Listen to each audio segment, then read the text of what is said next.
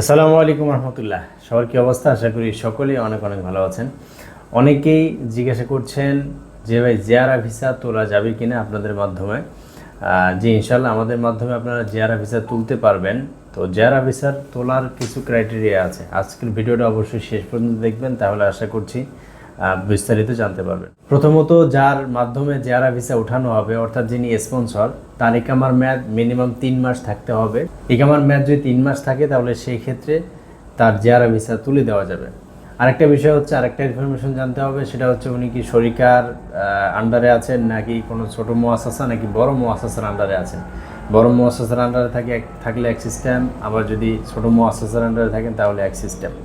আর তার চাইতে সবচেয়ে বড় গুরুত্বপূর্ণ বিষয় হচ্ছে জিয়ারা ভিসা তোলার দুটি সিস্টেম, একটা হচ্ছে কফিলের মাধ্যমে তোলা, আর একটা হচ্ছে বাহিরে কোনো এজেন্সি ধরে বা আমাদের মতো যারা এজেন্সি আছে তাদের সহযোগিতায় জিয়ারা ভিসাটা তোলা।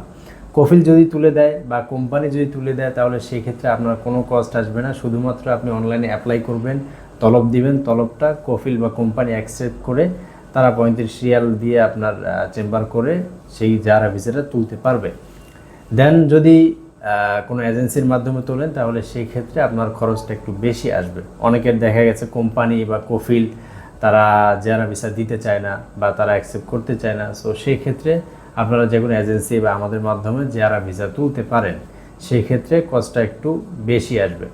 তো যারা জিয়ারা ভিসা তুলতে যাচ্ছেন, তার পাশাপাশি জিয়ারা ভিসা প্রসেসিং করাতে যাচ্ছেন, তারা আমাদের সাথে যোগাযোগ করতে পারেন।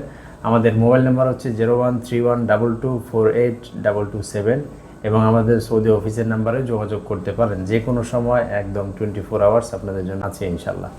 আপনারা আমাদের সরাসরি অফিস ভিজিট করতে পারেন। অফিস ভিজিট করে অফিসে বসে আপনারা সমস্ত ধরনের সব কার্যক্রম আপনারা পরিচালনা করতে পারেন।